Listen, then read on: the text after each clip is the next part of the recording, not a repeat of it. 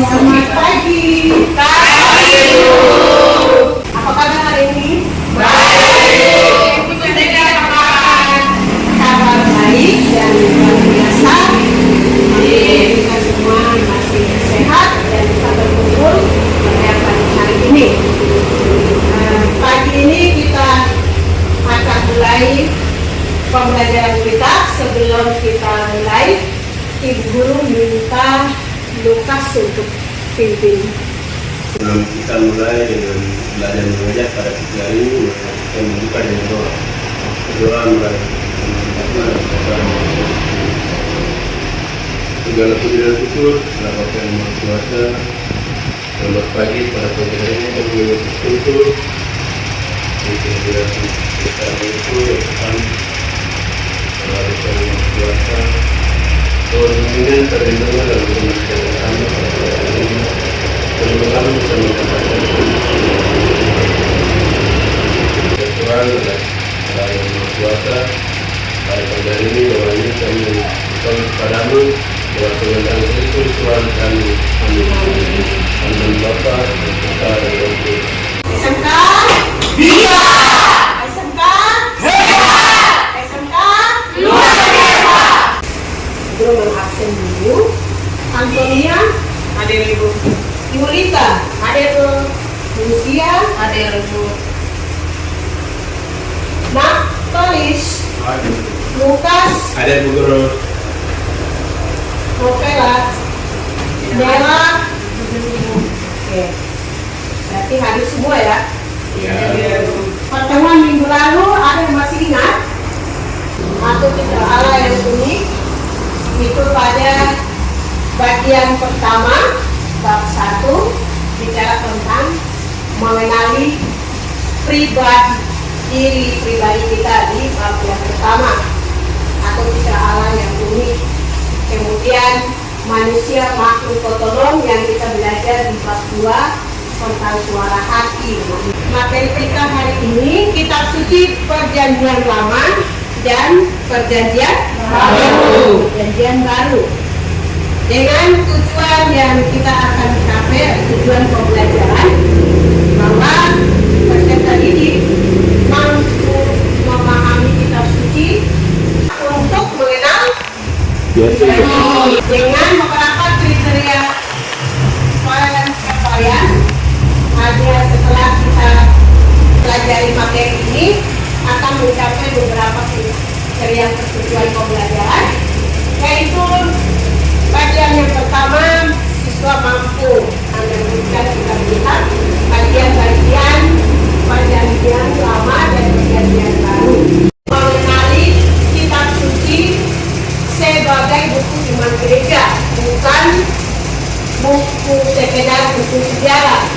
Dan yang berikut itu mengungkapkan alasan mengapa kita perlu membaca kitab suci, dan berikutnya untuk kita mendalami hal-hal yang perlu dilakukan untuk membina sikap iman berkaitan dengan kitab suci.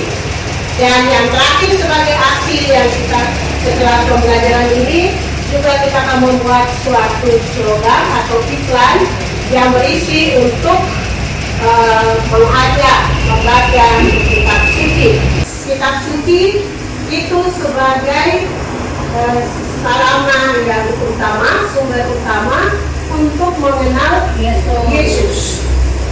Karena dalam kitab suci untuk mengenal Yesus kita baca kitab suci. Beriman kepada Allah melalui kitab suci. Kenapa kita harus baca supaya mengenal Yesus itu? Karena semua silsilah mulai Yesus lahir sampai karya-karya mukjizat semuanya ada di dalam kitab.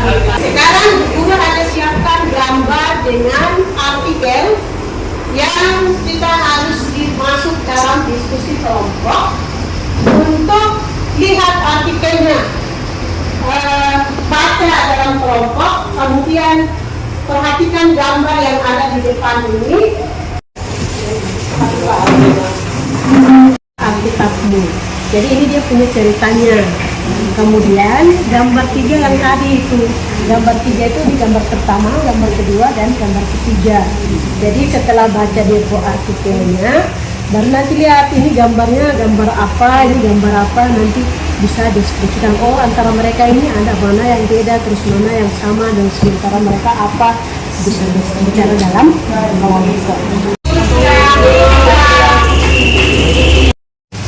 Terima kasih atas yang diberikan kepada kami dari kelompok 1 akan mempresentasikan hasil diskusi kami.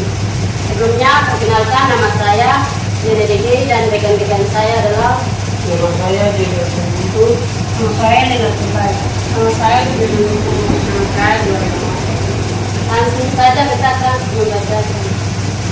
1. Gambar pertama, anaknya atau mengajarkan isi kitab. Gambar kedua, para remaja berkumpul dan saling berbagi cerita tentang isi kitab. Gambar ketiga, seorang pria makan sambil main HP. Pertanyaan. Pendapat saya tentang artikel di atas, ketiga sebagai umat Kristiani wajib membaca atau dalam kitab suci supaya kita mengenal Tuhan Yesus yang selalu ada dalam kehidupan kita. Tangkap dari pengalaman surat ayat ketika melihat anak itu menjadi laki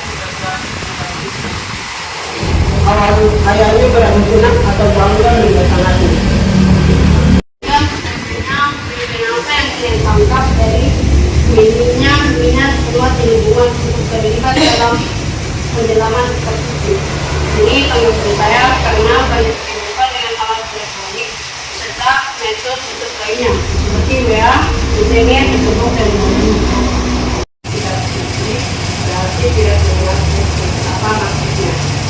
Maksudnya kalau kita tidak membaca atau tidak tahu kitab, maka sama saja kita tidak tahu atau tidak mengenal orang yang namanya Yesus atau Kristus.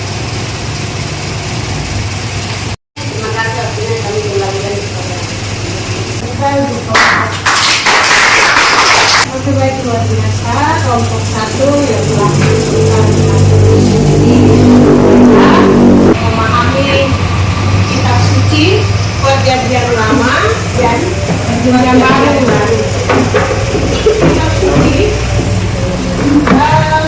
Alkitab yang terkandung dalam pengertian buku yang disebut dengan suci, ya, dan di dalamnya itu tertulis tentang menceritakan tentang Yesus Kristus, mulai dari karya-karyanya.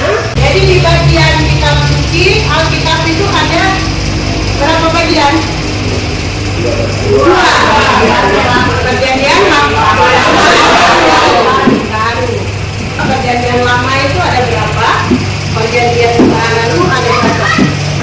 Perjanjian 46 untuk agama Katolik, 49 Kristen.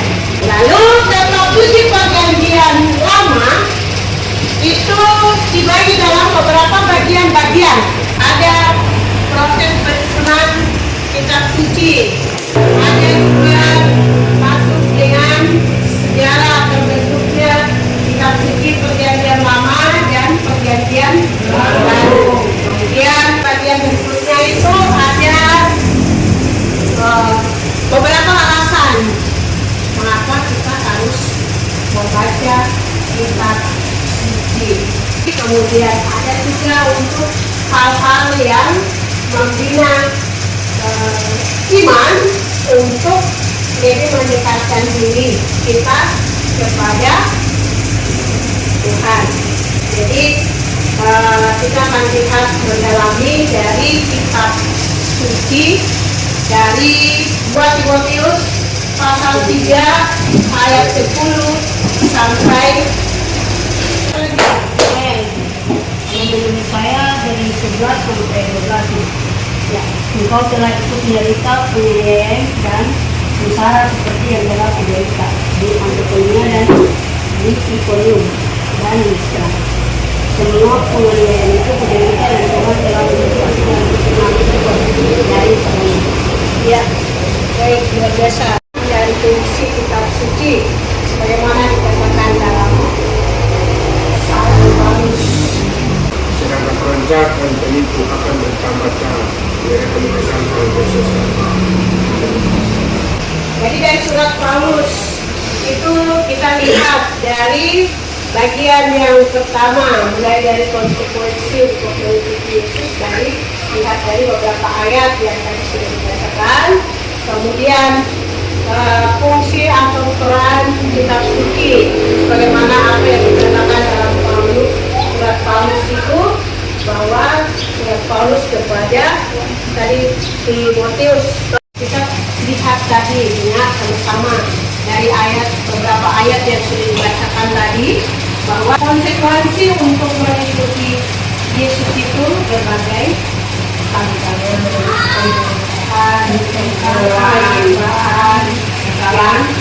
dan semua itu kita jalani kan.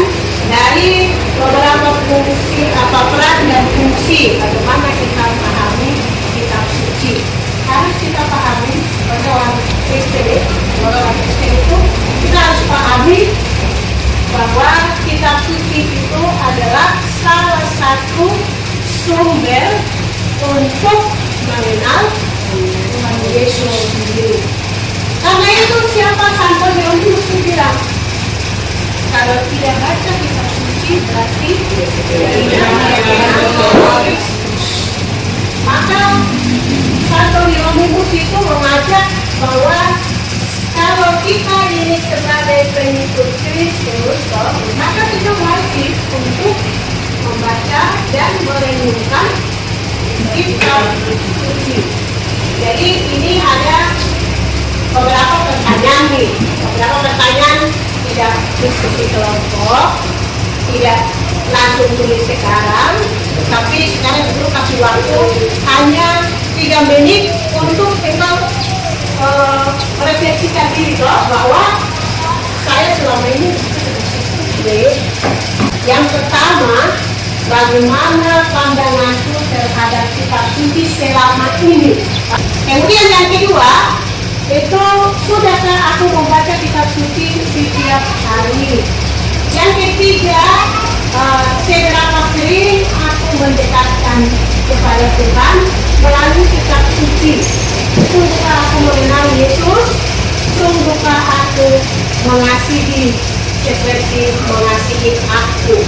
Yang akhir kesimpulan bahwa yang tadi dalam kitab surat Paulus kepada Timotius, bahwa dalam kesimpulan itu Paulus itu juga dia mengalami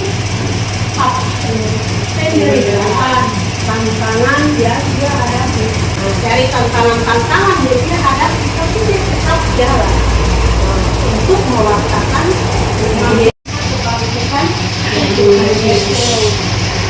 Jadi Santo Paulus pun menyampaikan kepada kita bahwa walaupun ada tantangan, masalah atau banyak penderitaan, tapi tetap untuk kita mendekatkan diri kepada Tuhan melalui apa tadi kitab suci.